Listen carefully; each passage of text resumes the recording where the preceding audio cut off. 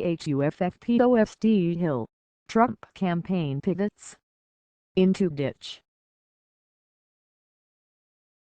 It's hard to describe just how poorly the Republican Party is handling Melania Trump's plagiarism, but the time Ashla Simpson lip-synced on SNL comes to mind. On a similar note, Melania's plagiarism would be a really great name for a perfume. And in one of the few substantive developments to arise in Cleveland, the nation's news writers agreed to change the meaning of plagiarism to striking similarities. This is HUFFPOST Hill for Tuesday, July 19, 2016. Trump floating former Goldman executive as Treasury Secretary. Of course, he may change his mind at the last minute and nominate Dan Primack. Donald Trump has told prospective donors that, if elected president, he plans to nominate former Goldman Sachs banker Steve Mnuchin for U.S. Treasury Secretary. That's according to Anthony Scaramucci, a high-profile hedge fund manager and Trump fundraiser.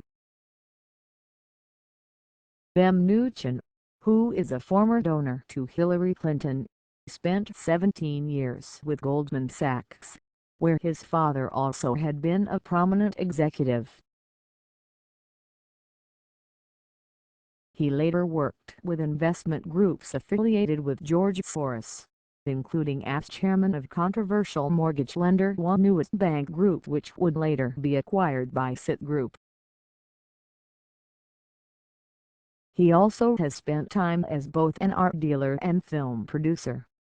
Earlier this year, the 53-year-old Mnuchin joined Donald Trump's campaign as National Finance Chairman. Fortune hails out at Fox, Daily Beast.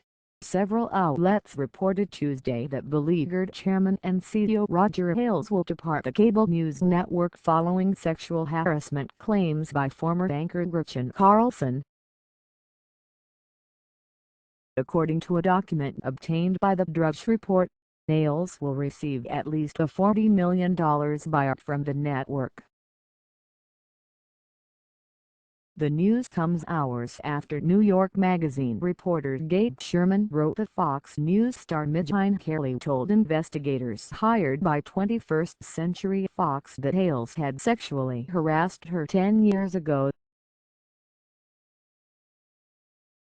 Fox initially confirmed Drudge's report to the Daily Beast, and subsequently walked back that confirmation.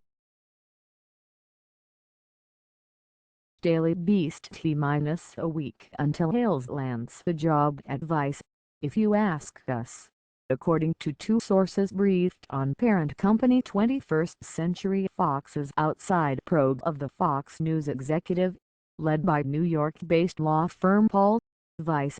Megyn Kelly has told investigators that Ailes made unwanted sexual advances toward her about 10 years ago when she was a young correspondent at Fox. Kelly, according to the sources, has described her harassment by Ailes in detail. According to two sources, Monday afternoon lawyers for 21st Century Fox gave Ailes a deadline of August 1 to resign or face being fired for cause. Ailes's legal team, which now includes Susan Estrich, former campaign manager for Michael Dukakis, has yet to respond to the offer. Ailes has also received advice on strategy from Donald Trump and Rudy Giuliani, sources say. New York Mag's Gabriel Sherman: we went to pay the Fox News Pavilion at the RNC Media Center a visit. Shortly after being bounced, we were told that pictures were not allowed.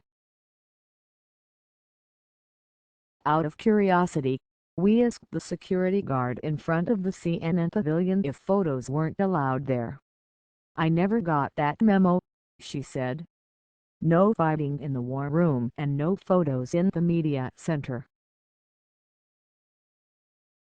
Photo of a dejected Ryan Grim in response to Paul Ryan's super white intern selfie. The bunch of interns will be gathering on the Capitol steps for a counter selfie at 5. That's right, a counter selfie. No word on when we will cross the Rubicon into pre-selfies. But nothing matters. So LOL. Bitter, aggrieved, RNC delegates happy to be done with Michelle Obama. Elliott was on the floor last night, talking to delegates about their views on Melania and America's current First Lady. It was interesting. I think Michelle Obama feels very bitter towards the United States. She made that statement about finally being proud of the U.S., said Barbara Dodge, a delegate from West Memphis, Arkansas, who supported Texas Senator Ted Cruz. Dodge said she finds Mrs. Trump quite intelligent and believes she'll make a nice First Lady. HuffPost. Like HuffPost Hill. Then pre-order Elliott's book, The Bell Twain Bible, a totally serious AZ guide to our no-good, corrupt, incompetent, terrible, depressing, and sometimes hilarious government. Does somebody keep forwarding you this newsletter? Get your own copy. It's free. Sign up here. Send tips / stories / photos / events / fundraisers / job movement / juicy miscellanea to HuffPost Hill at HuffingtonPost.com. Follow us on Twitter at HuffPost Hill Plagiarism SCHMAGIARism. Republicans say SV. Date: Donald Trump's campaign on Tuesday blamed the plagiarism in his wife's convention speech onto favorite Republican bogeyman, the media and Hillary Clinton. The fact that the speech itself is being focused on 450 words, and that includes ands and this and things like that, is totally ignoring the facts of the speech itself, said campaign chairman Paul Manafort at a morning news conference, accusing the media of distorting the would-be First Lady's remarks. It's just another example, as far as we're concerned, that when Hillary Clinton is threatened by a female, the first thing she does is try to destroy the person. The top Clinton campaign aide responded on Twitter to Manafort's accusation that the Democratic presumptive nominee was the first to bring up the identical language. "Nice try." "Not true," wrote Jennifer Palmieri. HuffPost fact check. LOL. Paul Manafort. Guy who assaulted reporter would like his job back. PLS.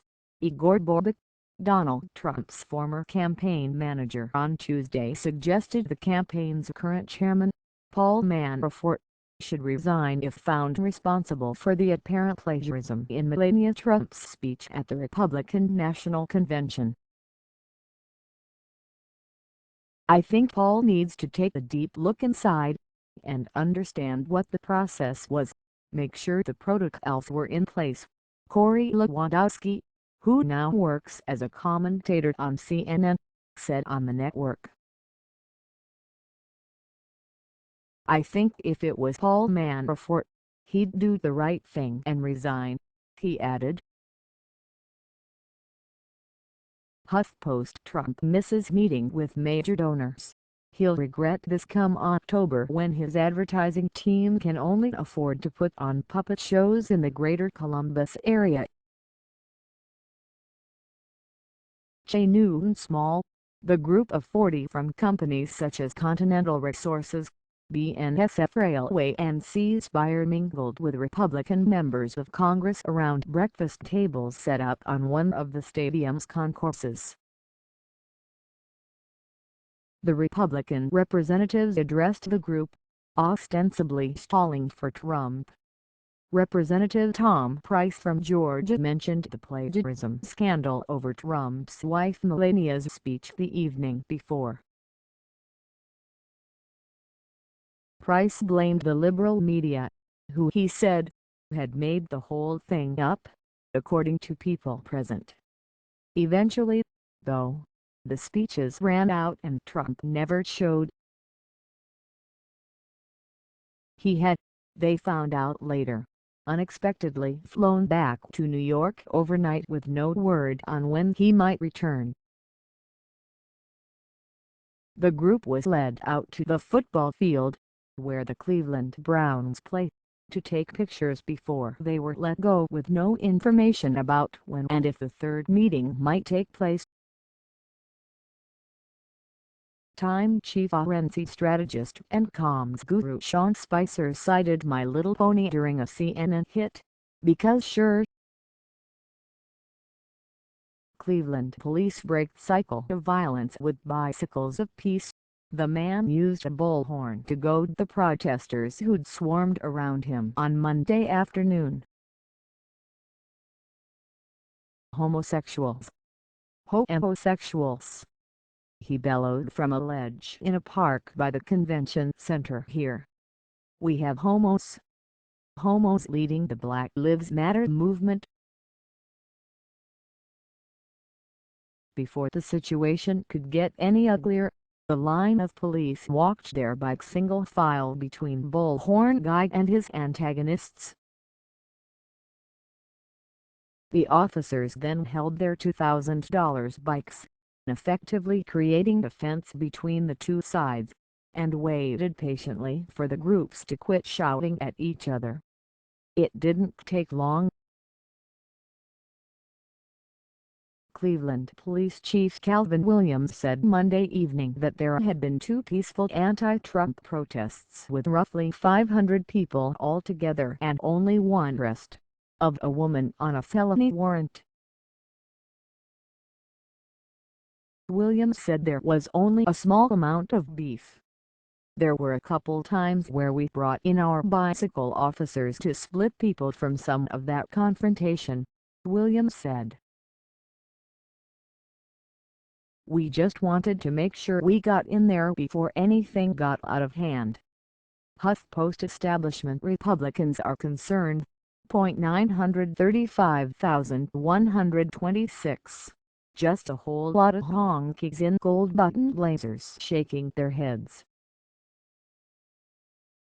Shane Goldmacher, FA, who were as dark about the Republican Party's future as former President Bush himself. Bush weighed in with an assessment so foreboding that some who related could not discern if it was gallows humor or blunt realpolitik. I'm worried, Bush told them, that I will be the last Republican president. In interviews with more than 40 of the Republican Party's leading strategists, lawmakers, fundraisers and donors, a common thread has emerged heading into the general election. Win or lose in November, and more expect to lose than not. They fear that Trump's overheated and racialized rhetoric could irreparably poison the GOP brand among the fastest-growing demographic groups in America. Politico. Because you've read this far, here's a very hot lizard. Explosive poot news. Not surprising that the poot cruise has docked at the RNC. Media. At least one staff member of the California GOP at the Republican National Convention has fallen ill with what appears to be the notavirus, or the cruise ship virus, according to a state party warning emailed to the delegation early Tuesday. Some delegates and other party guests have pinned the number as a handful up to a dozen, according to multiple sources. The stomach bug, which has gained notoriety in recent years for making hundreds of people wrenchingly ill aboard cruise ships, typically occurs in crowded settings such as daycares and nursing homes. according to the Centers for Disease Control and Prevention. It affects 19 to 21 million people in the United States annually. The symptoms: stomach pain, nausea, vomiting, fever and diarrhea, are generally short-lived but can cause death, according to the CDC. Notavirus, a collection of gastrointestinal viruses, is highly contagious. LA Times Comfort Food. In case you're looking to navigate about our universe, scientists have created a new celestial map containing 1.2 million galaxies. A post-mortem for the Concorde jet. Stephen Colbert really brought it during his first night of RNC coverage. TWITERAM Day at Loranduca. On a lighter note, Trump's sons look like stars of a B-movie about vampires terrorizing a New England prep school that Cat rocks. Melania might have plagiarized her speech, but the root cause of it was economic insecurity. At David from Word is bond. Keep your promises. Treat all with respect. Melanie should have known then she'd left the store someone else's order. Got something to add? Send tips/quotes/stories/photos/events/fundraisers/job movement/juicy miscellanea to Elliot Nelson @HuffingtonPost.com or Arthur Delaney Arthur@HuffingtonPost.com.